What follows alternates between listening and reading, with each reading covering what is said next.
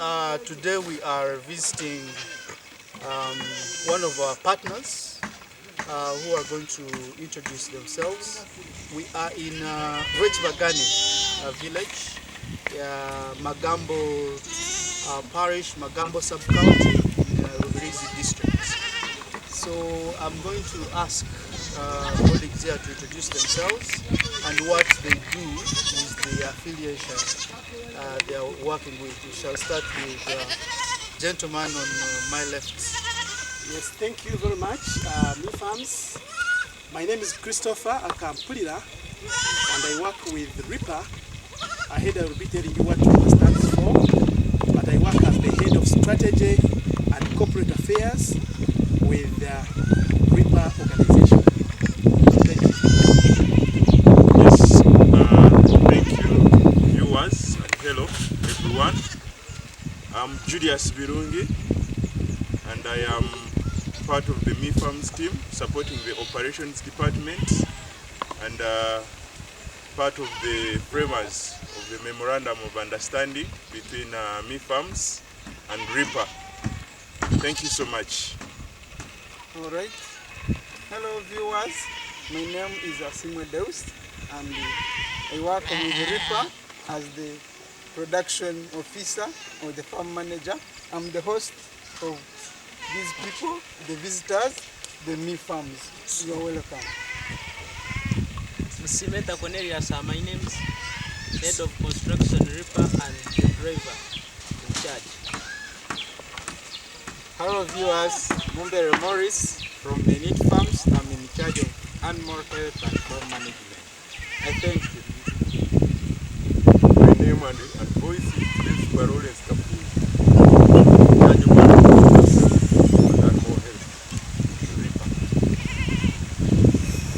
Hello viewers, my name is Christopher Rosebell Kumusime Akiki, the project coordinator RIPA and the secretary to the vision bearer Mr. Kinsini Vincent from Gaya. Hello viewers, I'm Okodi Mugwajofe, Menigte driver. Thank you all. As I mentioned, so today we've been doing an assessment, trying to build this partnership. We want to see developments in terms of animal production. We have the goats and the cattle here. Of course, we have been tasked to build a model and a business strategy. So today we've managed to do an assessment as the teams are going to be explaining, and we hope that we can have economic gains, but also social gains to the communities that RIPA is going to be working with, so that we see the development in their livelihoods, in their welfare going forward. So at this point, I'd like to invite Mr. Christopher here to give us the background of RIPA, as well as introduce later on another member who is going to let us know what the vision, the bigger vision is for RIPA, so that we can understand the processes of what we've done today and what RIPA is aiming to achieve going forward. Yes, thank you, Greg, and just to you all members and viewers, wherever you are, or evening, whenever this time finds you. I wish to talk about RIPA. RIPA means Rural Initiatives for Poverty Alleviation.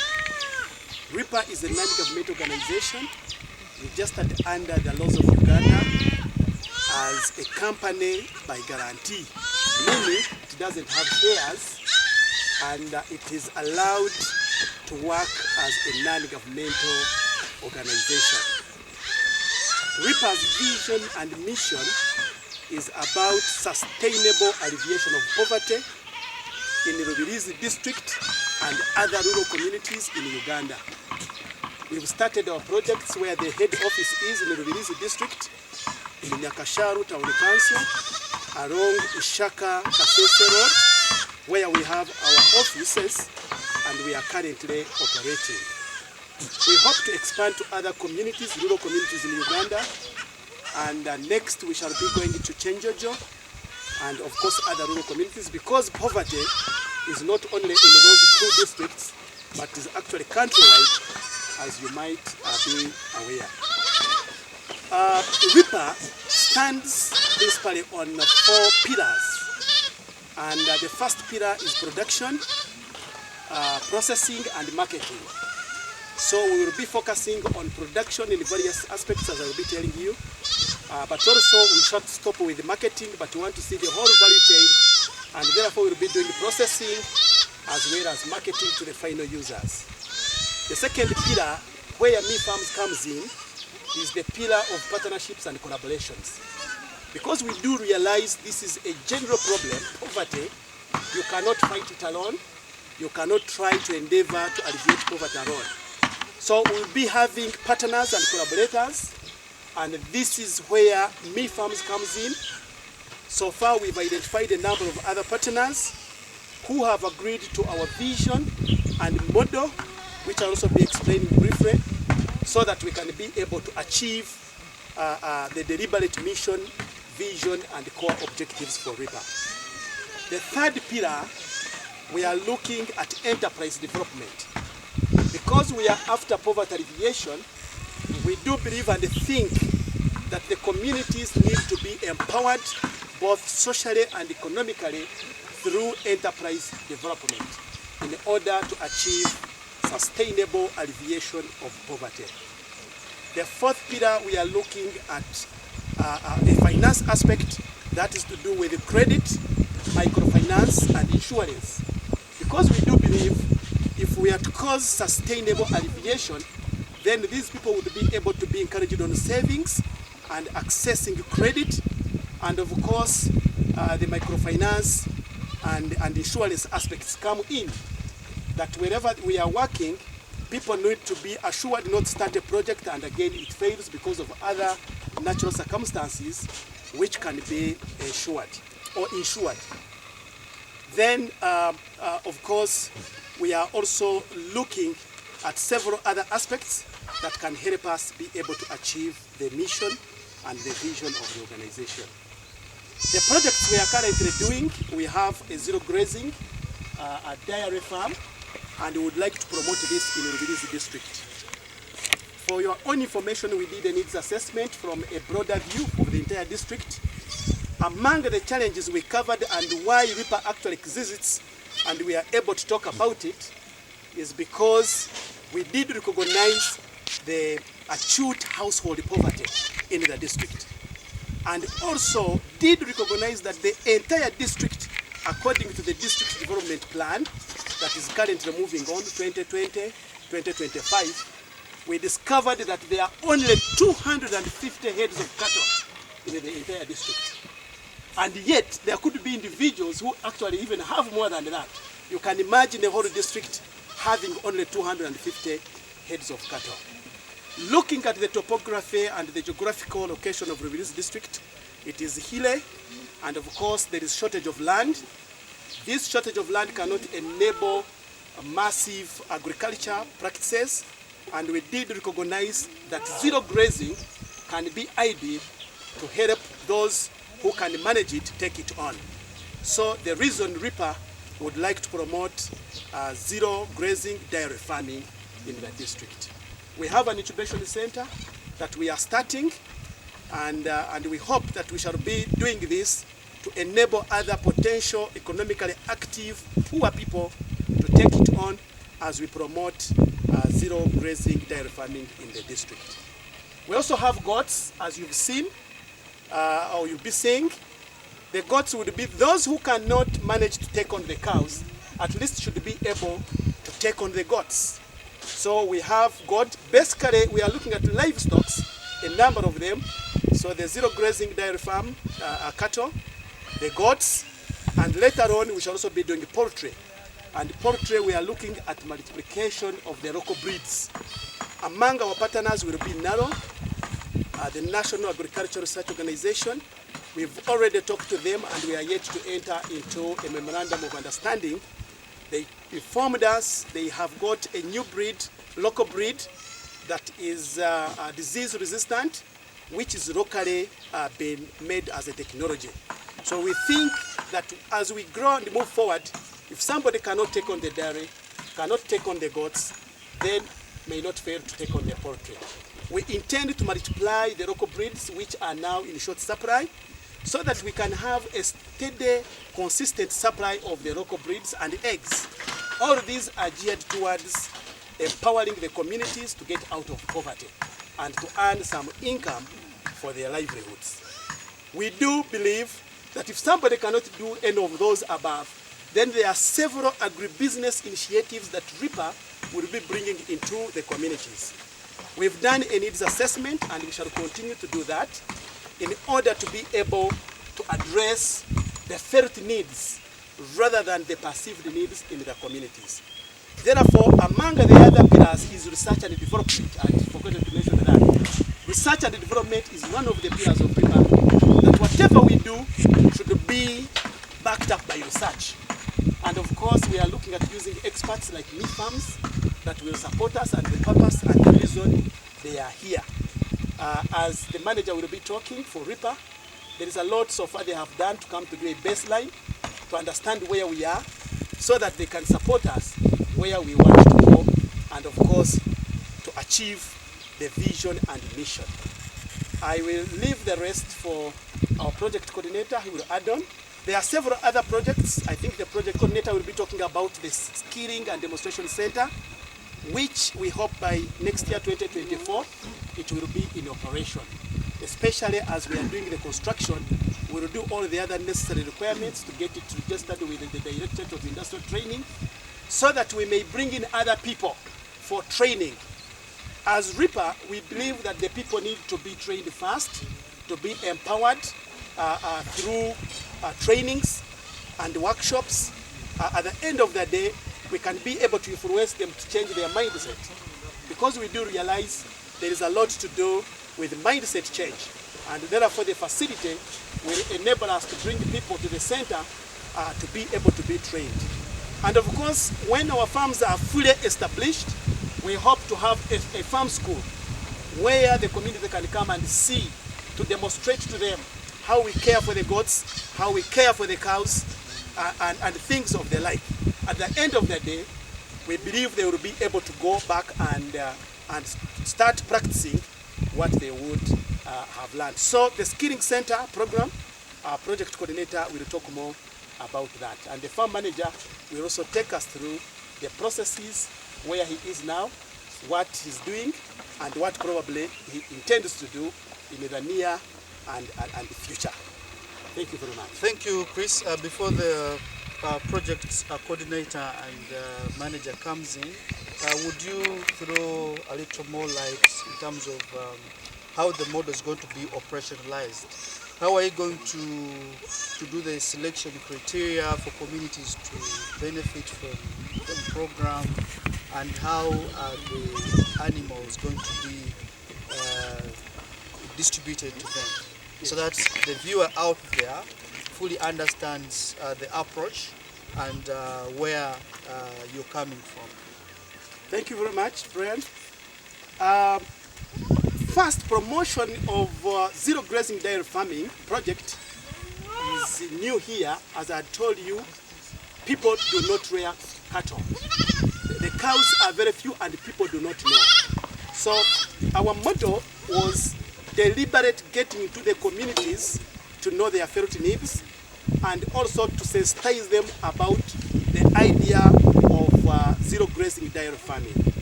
So we started with the mapping, going around the entire district. So far we are about to finish the first constituency, which is Bunyaruguru. Rubirizi district is formed of two constituencies, that is Bunyaruguru and Katerera.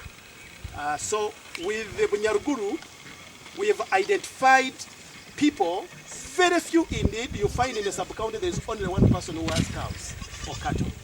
And the others, using the extension workers, using the community development officers, using the sub-county chiefs and parish chiefs to identify people with some sizable amount of land. Because we know if we are to implement this project, then one should be able to have some land where to grow the pastures. Without pastures, you cannot talk of animal husbandry, because that's what they need in order for them to feed on. So we have already mapped. We know who has what, especially some sizable land, and those who can actually practice the zero grazing or goat rearing within Bunyaruguru constituency. Then thereafter, we have tried to ask them questions during the mapping exercise to see their level of interest, whether they can take up the idea where either the zero grazing animals, cows, or to take on the goats or the poultry, and also to suggest any other projects RIPA can help them out. Now the next step has been selection. I wish to state here that for the zero grazing dairy farm, dairy cattle, we are targeting the economically active poor. We do recognize that not everybody will be able, as you know, Rubirizi district is highly land fragmented, so people do not have actually land. And it also requires some amount of capital input. So RIPA looks at having a collaboration. In fact, the smallholder farmers are our primary partners or stakeholders we are looking at. RIPA wants to partner with the smallholder farmers to see how we can empower them in that line to be able to achieve the broad goal and objective of sustainable alleviation of poverty. And so we are looking at targets that in the first year of operation, which started July this year, ending to July 2024, we hope to have given out 36 heifers to the people whom we would have identified who qualify to be enrolled on the project. The qualification criteria includes one must have at least half an acre to an acre of land, one must have planted pastures, which we will be able to assess. Already people have started planting pastures because it is a rainy season, and we have helped them to acquire the pastures, and we are bringing in more varieties of pastures so that they can do the right thing. Then they need to have water.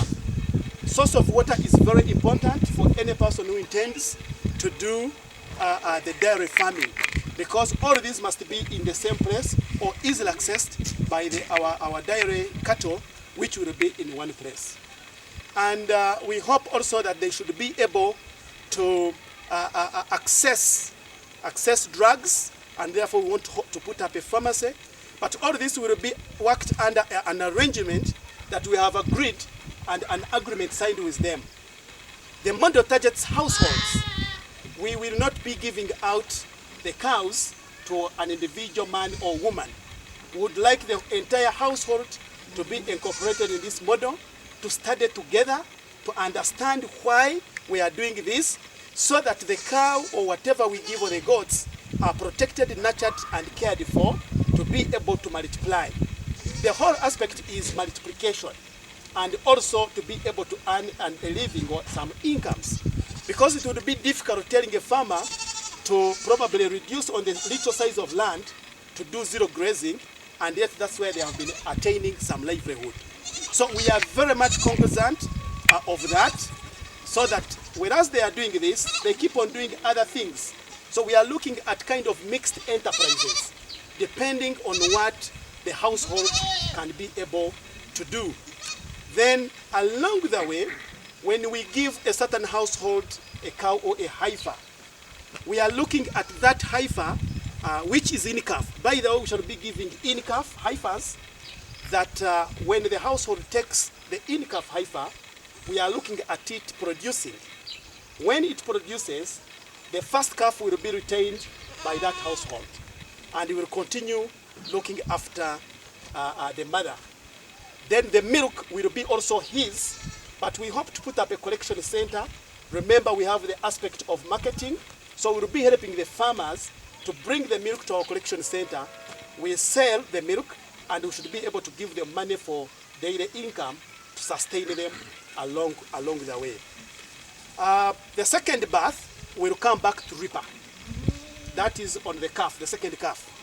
When the second calf comes to RIPA, RIPA will nurture it for a few months until it is ready to be able to conceive. The conception will be by artificial insemination. We have already worked out, seen how it works with a farm where it's going to be our breeding center in Gomba. That is called Gomba Next Generation Farm, where they have actually got a modern dairy farm with so many heads of cattle on intensive care in-house. So we are going to be working and collaborating with him to assist us with the artificial insemination, which is obtained from abroad, but well cared and catered for. And the people to do that have been trained locally, that he's able, because he has done it, and we've seen it practically, that it is possible. So our cows will be by artificial insemination. If we are to give out a heifer, we will ensure that it is already having an in-calf, so that we are sure we are giving out something that is going to produce. So the first household gets in-calf heifer. The in-calf heifer is produced. The first one is retained by the household. The second one comes to us. The third one also comes to us. Then the mother, we shall make an arrangement, because we do not want people to be taking it as a handout. The mother would be retained by the household under certain terms, so that it is either paid for, because the person has cared for it for a long time, maybe 2 or 3 years, they already have an attachment, they can pay for the mother in installments, and the money that is paid will buy another heifer to be given to another household. We are looking at an arrangement of having the households, the ones who benefit from RIPA, to be formed into groups of 10 to 12 people, families, so that we have the clusters. And we are looking that in the first year, we shall certainly be having 3 groups comprising of say 10 to 12, and therefore we are targeting to give 30 to 36 heifers between July to July 2024.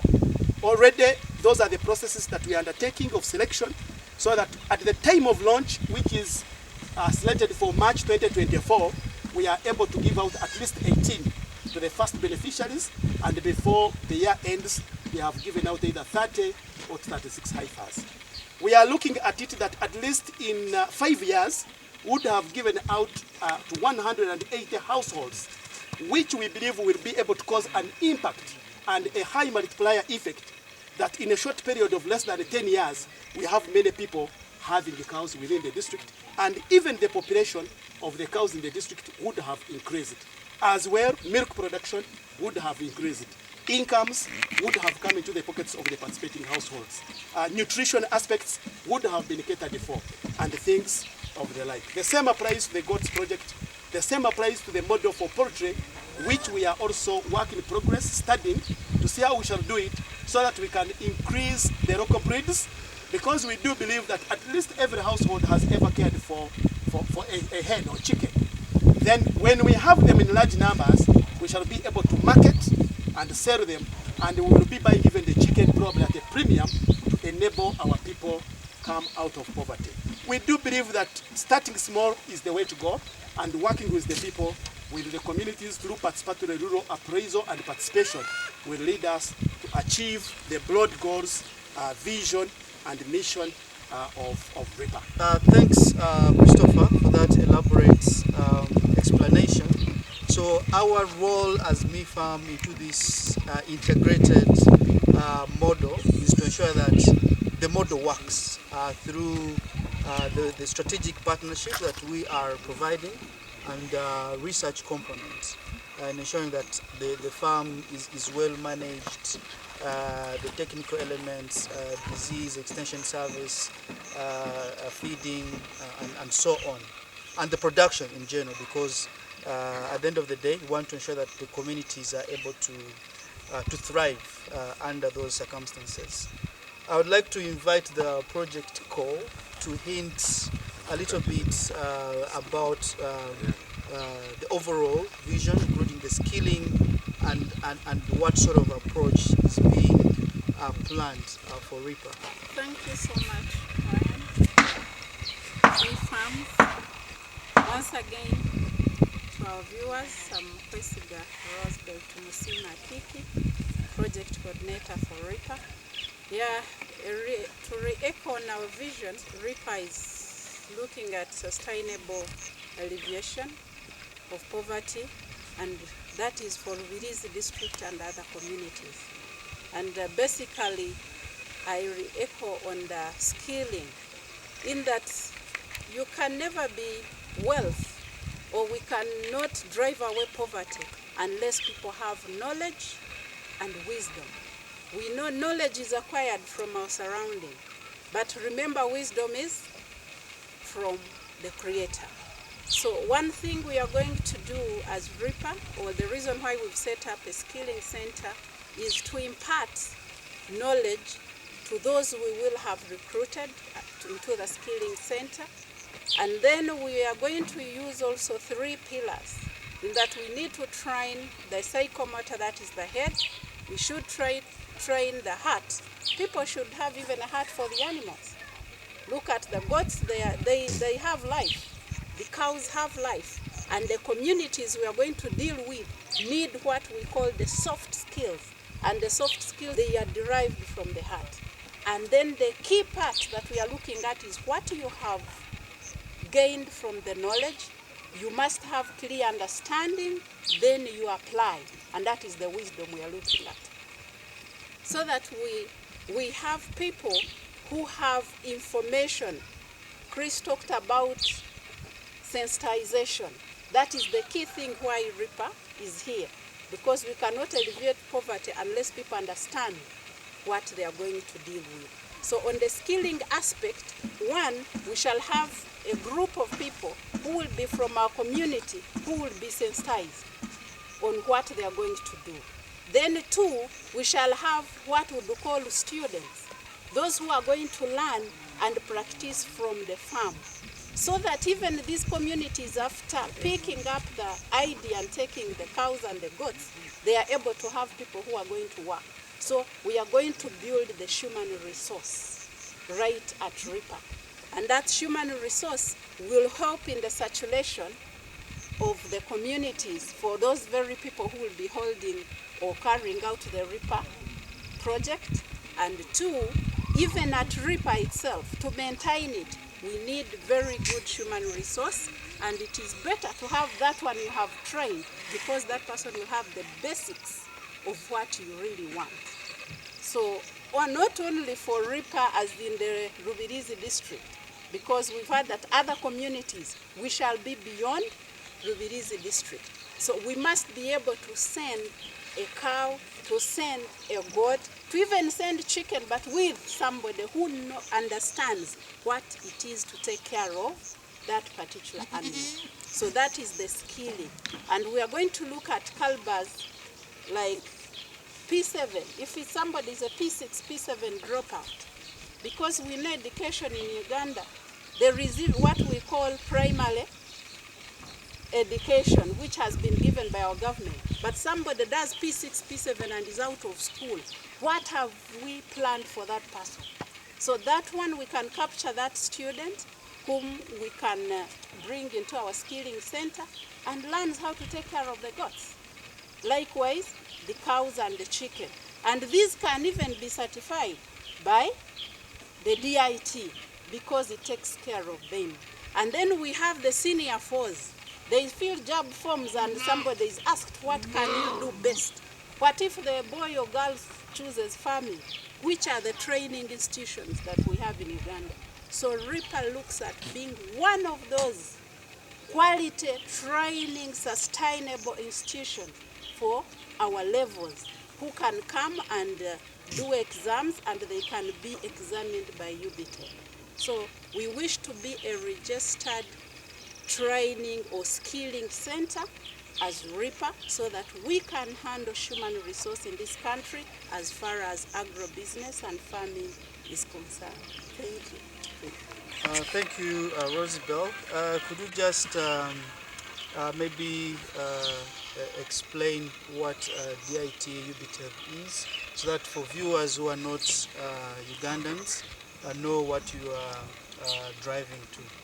So when we talk of DIT, we are looking at the industrial training, and that is one of the centers in this country that certifies, that examines, that checks the understanding of the skills we are talking about at low levels.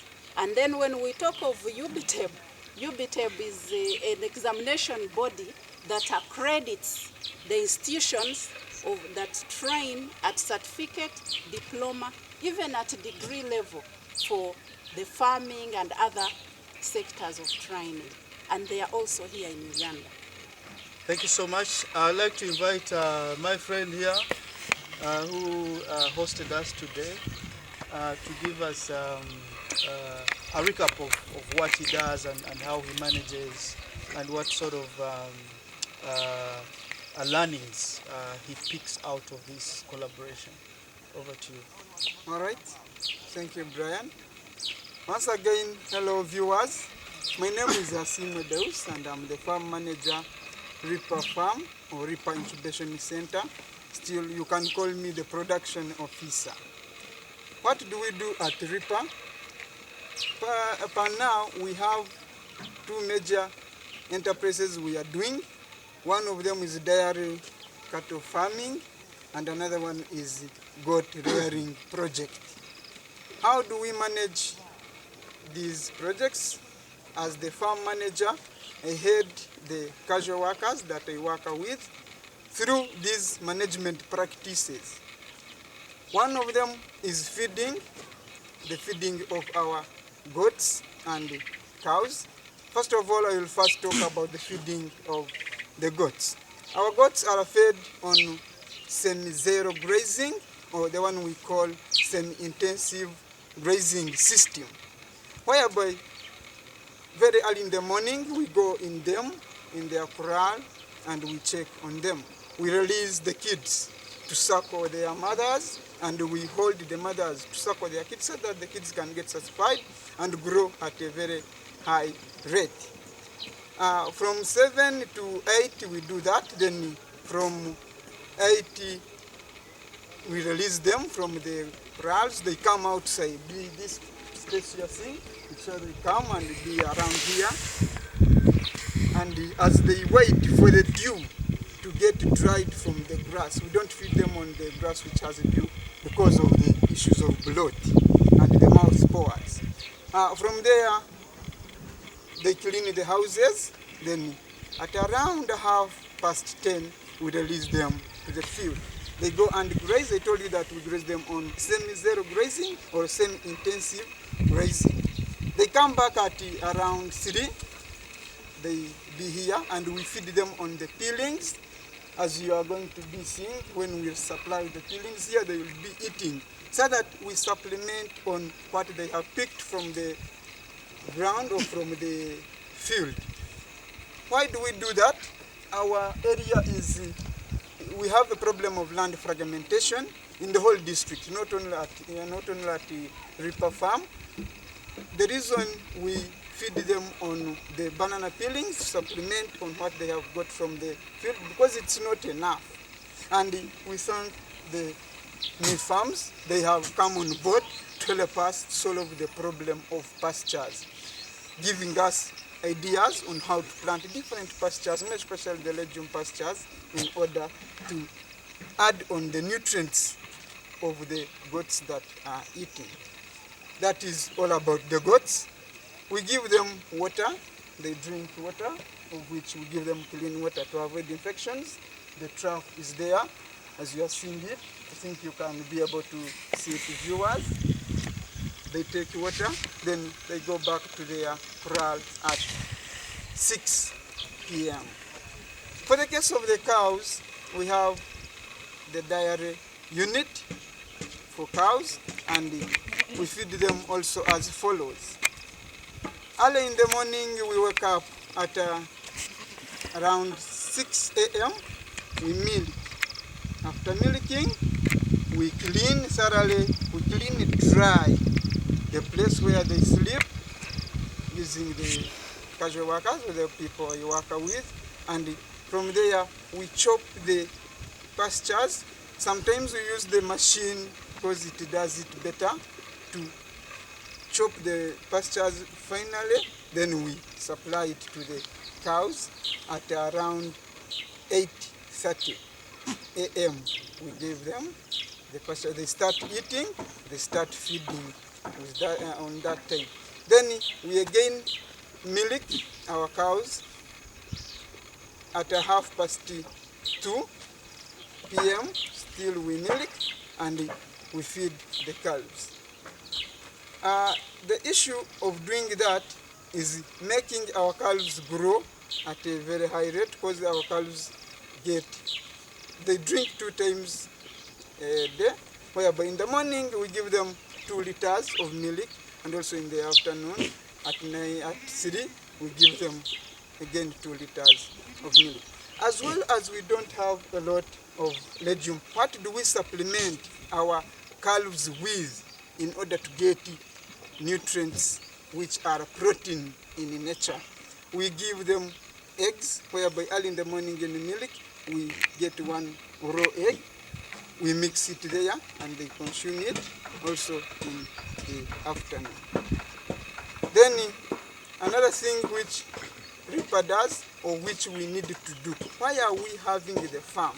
We are having this farm because we need to increase on the animal population in the whole district. Our project consultant has told you that in the whole of Rubirizi district, he made an assessment using the technocrats from the district, all sub-counties and the parishes. They found that the animal population for the cows, there are only 250 heads of cattle, whereby that is very small, or that is few population for the cows in the whole district.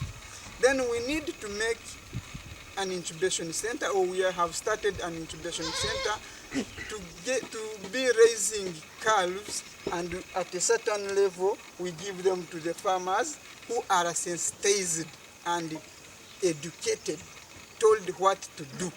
Then they raise the cows, the cow gives birth to the farmers, and it keeps moving and going to other farmers, so that the model can come out and we alleviate poverty from Rubirizi district and all over Uganda. Thank you. Thank you so much. As we wrap up, I would like to invite my colleague Julius to just substantiate what the collaboration is going to look like, and what sort of touch points and components we are going to be providing to support this model going forward. Thank you so much, members. And I would like, before I speak, to invite all of us to smile, because I know it has been a hilly experience moving this farm RIPA, and of course the topography of this, having these hilly areas that are also something that we appreciate as agrotourism and other components that we are including in this plan will come through. So, and as Brian has said, our touch points, basically this being an integrated farm, we want to have it digitally captured in terms of the different value chains, so that even the people who are being given these animals can be traced, and their history, and at the end of it all, we can measure our impact based on evidence and research has been elaborated.